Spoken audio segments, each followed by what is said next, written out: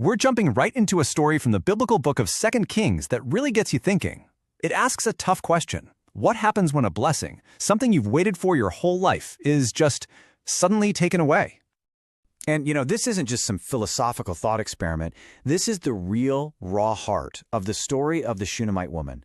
Her faith was put to the test in a way that is just, wow, it's hard to even imagine. So, let's get into it. Our story starts, well, not where you might expect. There's no big crisis, no drama. It all begins with a simple, quiet act of kindness. Okay, so we meet this woman, the Shunammite woman, and the text calls her a great woman, which is pretty high praise. She's just going about her life, and she notices this guy, the prophet Elisha, who keeps passing by her house. And he looks tired, just worn out from all his traveling on foot.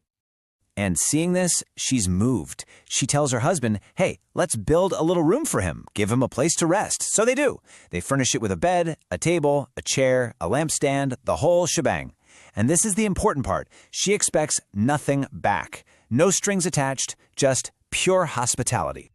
Now, what's really interesting is that the source material connects her story to another famous one, the story of Rahab. Think about it. Both of these women lived near a city wall. Both opened their homes to strangers in need. And for both of them, that one act of faith, that simple generosity, ended up unlocking this huge blessing for them and their families. So next up, Elisha is just blown away by her kindness. He's like, I have to do something for you. What can I do? But she just brushes it off, saying, no, really, I'm fine. I don't need a thing. But his servant, Gehazi, he knows what's really going on.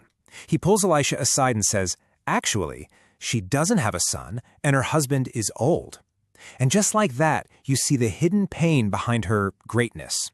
This is her deep, unspoken sorrow. She's basically given up all hope of ever having a child. So can you imagine, Elisha goes to her and promises, within a year, you're going to have a son. And her reaction, it's not joy, it's not excitement, it's pure disbelief. She basically tells him, don't lie to me. That's the sound of a heart that's been broken so many times it's scared to even hope anymore.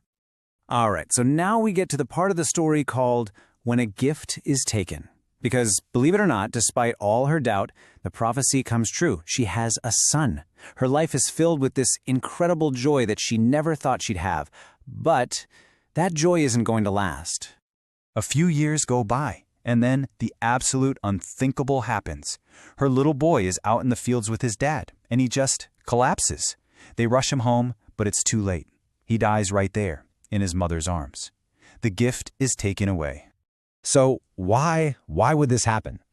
The source material is pretty clear here. This isn't just some random, cruel twist of fate.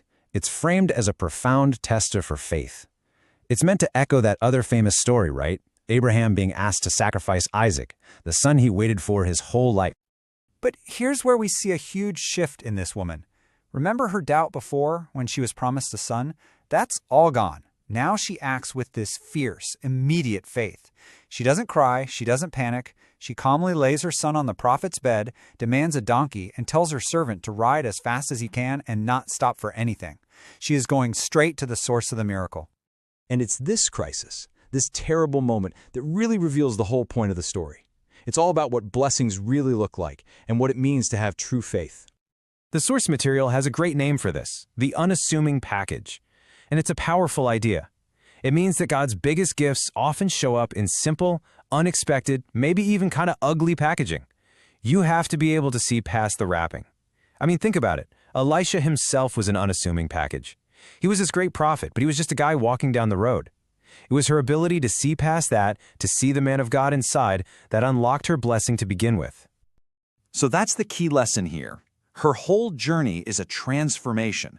Losing her son, as horrible as it was, changed her from someone who just passively doubted a promise into someone who actively, relentlessly pursued the one who made the promise. Faith, as this story shows us, isn't just a feeling. It's an action. It's about going. Okay, so now let's look at how the source material brings this ancient story right into today.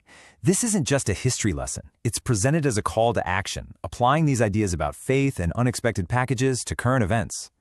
For instance, the speaker points to a ceasefire that happened in the Middle East.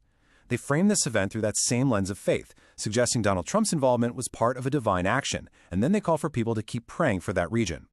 Then, the focus shifts to the nation of Ghana. The source talks about the tight economy and other national challenges, framing them as a test for the country. They attribute these struggles to a previous government and make a call for both prayer and action to help the nation.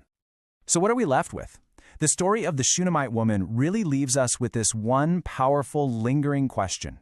It challenges all of us to look past the surface of things, to put our faith into action, and to ask ourselves, where might an unassuming package, a hidden blessing, be waiting in my own life right now?